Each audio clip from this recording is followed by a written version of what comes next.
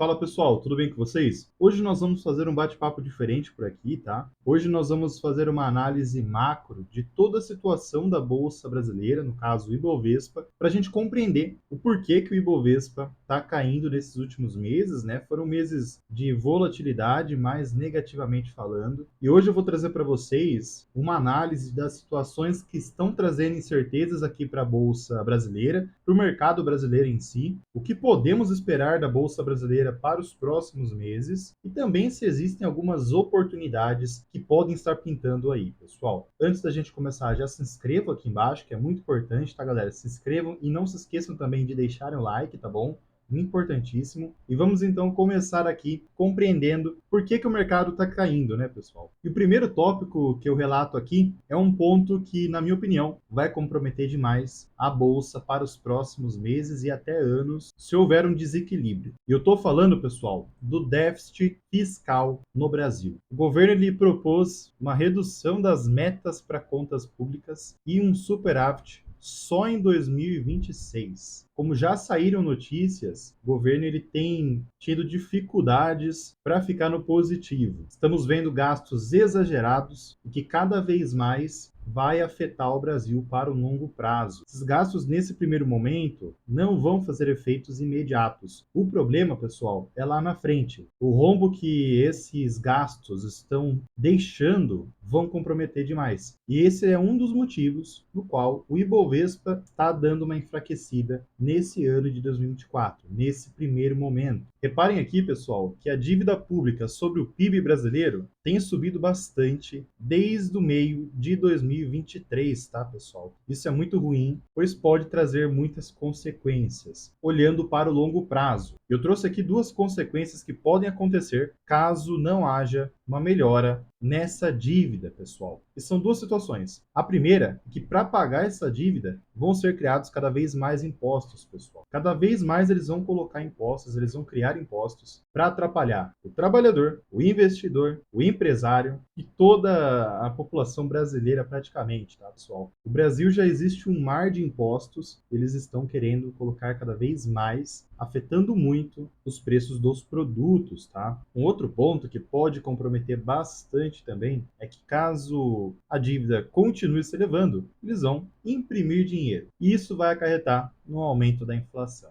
E além desses pontos que eu relatei para vocês, tem ainda outros pontos que eu estou atento para os próximos anos. Aliás, para o final do ano, tá? O primeiro, pessoal, é com relação à saída do Roberto Campos Neto. Ele saindo da presidência do Banco Central do Brasil, as atenções ficam para quem vai substituí-lo. E aí que entram as questões políticas e partidárias. Será que vai entrar alguém que tem visões menos técnicas e mais populista? Bom, isso seria terrível para o Brasil. Por isso eu estou atento quanto a esse ponto para ver quem que vai entrar no lugar do Roberto Campos Neto. E a outra questão é interferências nas estatais. Já saíram diversas notícias, tanto na Petrobras quanto na Vale. E a dúvida que fica é: será que essas possíveis intervenções podem comprometer para o longo prazo? Bom, na Petrobras, por exemplo, já teve uma redução dos dividendos. Não foram pagos, pelo menos nesse primeiro momento, os dividendos extraordinários, porém já tivemos outros comentários que serão pagos mais no final do ano. Então tá essa situação ainda, tá essa incerteza. E muitas incertezas no mercado, pessoal, traz volatilidade, tanto para a bolsa de valores como também para as ações. Principalmente porque, no caso, para a bolsa brasileira, as duas maiores ações que influenciam a bolsa é a Vale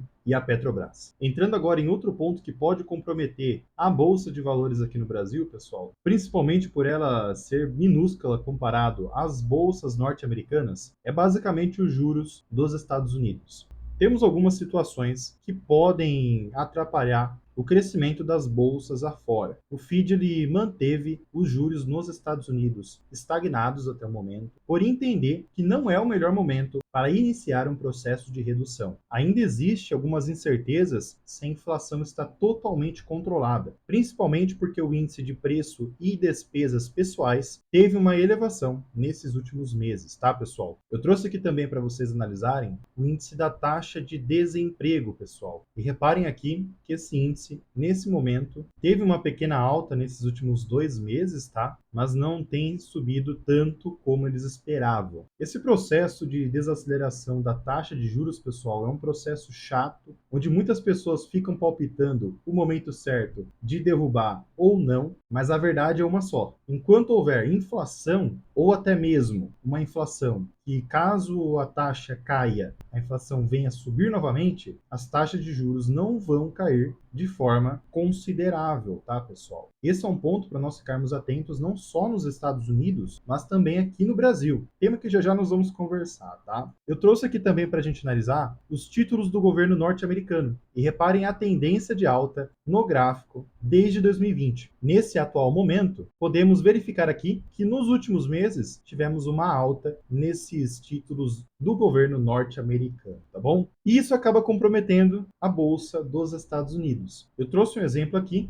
do índice S&P 500, onde nesse atual mês de abril estamos vendo uma queda, onde essa queda aqui, caso realmente confirme e não venha nada de novo nesse atual cenário que estamos vivendo, pode vir buscar aqui essa região do gráfico, tá bom, pessoal? Mas um ponto para a gente se atentar é que a tendência de baixa que o índice estava vindo de 2022 até 2023 teve uma reversão bem positiva aqui, tá, pessoal? A tendência, imaginando um longo prazo, no caso esse gráfico é o mensal, está ainda positiva. Analisando agora o nosso lado, ou seja, a correlação entre o dólar e o real, pessoal, nós estamos vendo aqui o dólar batendo patamares bem elevados nesse mês, pessoal. Reparem que eu fiz aqui uma análise técnica da tendência do dólar. Vemos que tem uma leve tendência de baixa desde 2020 desenhada, porém reparem que estamos numa região que está bem próximo desse canal de baixa, pessoal. E ultrapassando essa região, podemos projetar o dólar mais acima, tá? Então é bom nós ficarmos atentos para ver qual lado o dólar vai caminhar. Ou ele vai dar continuidade a essa tendência que engatou desde o início do ano, ou se o ativo vai ganhar um enfraquecimento. Enfraquecimento esse que pode ser que não venha, principalmente por conta das incertezas que estão acontecendo quanto à guerra na Ucrânia versus a Rússia e também Israel e agora a tensão com o Irã. A qualquer momento, os Estados Unidos podem entrar para intervir, para auxiliar Israel, pessoal. Isso afetaria demais as bolsas no mundo afora, tá? Logicamente que tem vários outros pontos para a gente conversar sobre esse tema, mas vamos focar no lado econômico. E analisando o lado econômico, eu vou focar principalmente no petróleo, pessoal. Por quê? Afetaria como? As guerras que estão acontecendo podem afetar as exportações para os outros países, por exemplo, tá? E já estamos podendo ver esse aumento no preço do petróleo nesses últimos meses. Reparem que nos últimos 4 meses estamos tendo um aumento no preço do barril do petróleo. Eu trouxe algumas regiões importantes que, caso o preço do petróleo ultrapasse, no caso o barril do petróleo, podemos ver mais elevações ou quedas nesse preço. Imaginando primeiramente um cenário de alta no preço do barril do petróleo, essa região de 95 até 92, caso ultrapassada, pode vir buscar o 104 aqui, beleza? Imaginando agora um cenário de queda, tem uma outra região que vem segurando bastante os preços, que seria ali próximo a 75 a 71, tá bom?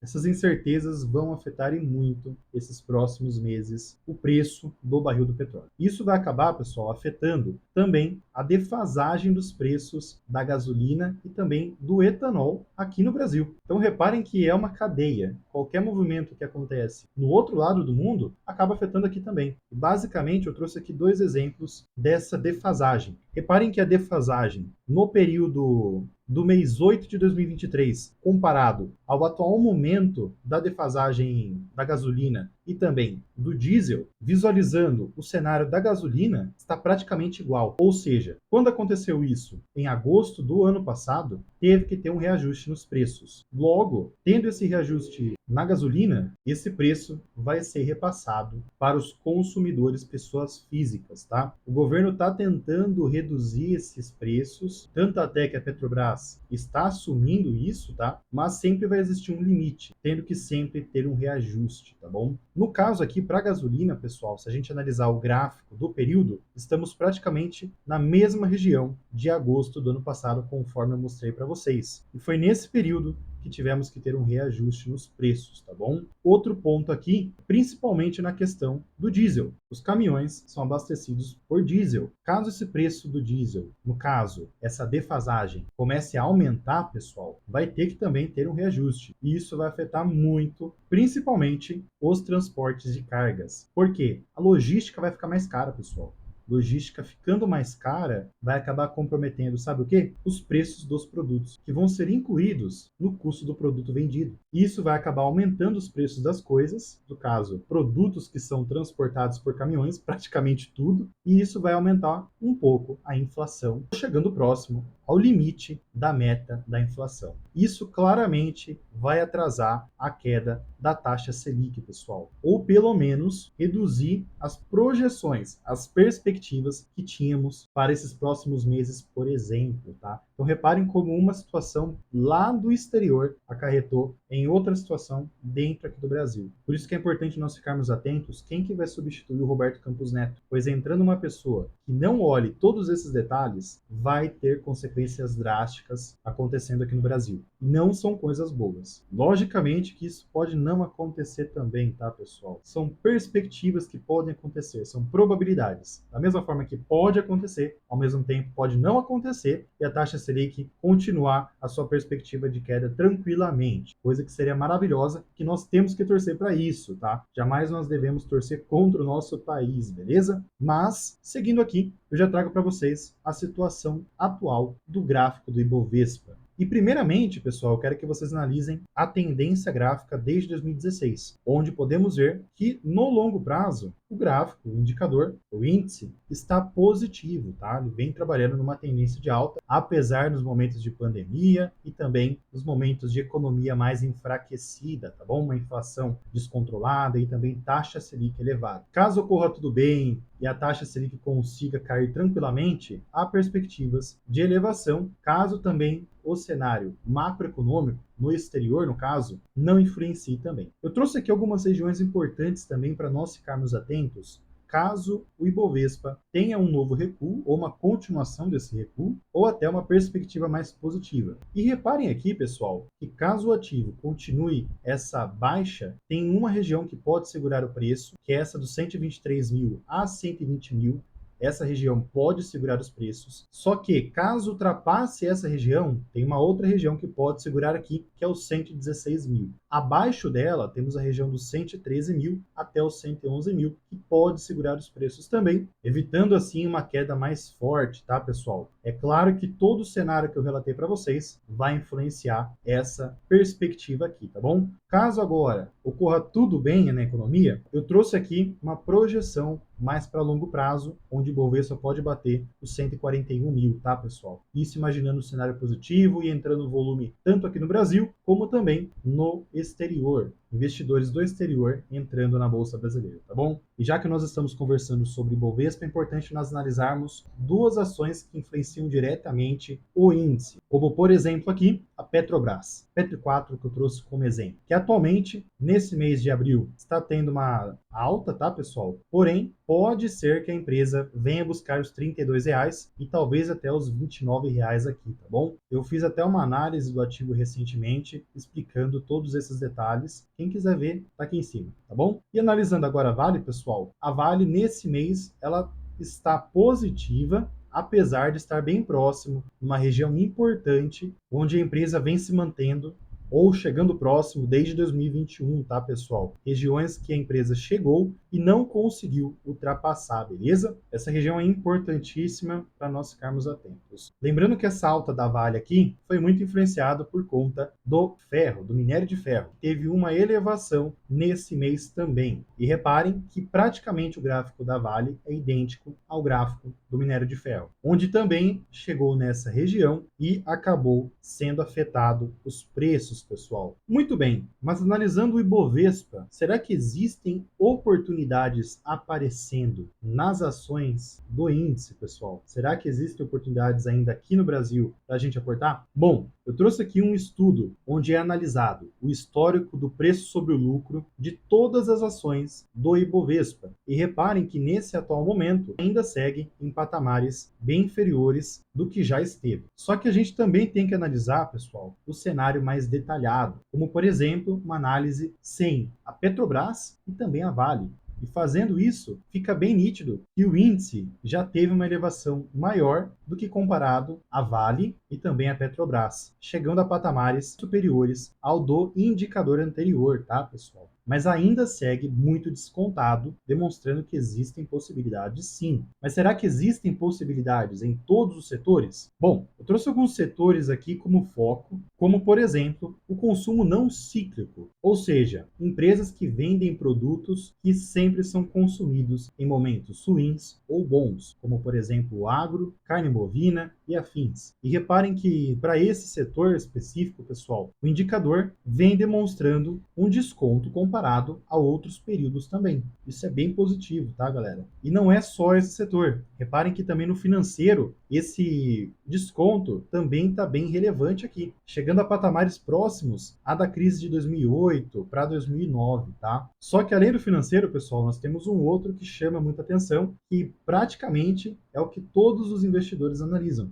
que é o de utilidade pública. Como será que está o indicador de utilidade pública? Bom, antes de eu mostrar, já peço para vocês deixarem o like, se inscreverem, tá? Que é importante. Mas agora mostrando, podemos ver aqui que o PL de utilidade pública, pessoal, está praticamente em patamares já normalizados. Ou seja, não tem tanto desconto assim como já teve em períodos em 2021, por exemplo. Ou seja, isso quer dizer que na hora de você aportar em ativos que estão em setores de utilidade pública, como por exemplo as elétricas, as empresas de saneamento e afins, você tem que ser bem calculista para não comprar o ativo muito caro. Logicamente que esse indicador está pegando todas as ações do setor. Isso quer dizer que se tiver uma ação com PL bem reduzido, vai afetar também esse índice, tá bom? Então lembrem-se, pessoal, preço importa sim. Existe um momento certo de você comprar, existe um momento certo de você fazer caixa e aportar, existe um momento certo de você só fazer caixa. Não estou dizendo que esse é o momento, tá, pessoal? Apenas para decidir de forma minuciosa os aportes que você vai fazer nos setores da Bolsa de Valores aqui, tá bom? Pode ter oportunidades sim, mas deu para entender que não são todos os segmentos, todos os setores que podem ter oportunidades dentro da utilidade pública, por exemplo, tá? E eu vi que tem algumas oportunidades sim, tá, pessoal? Bom, pessoal, mas e vocês?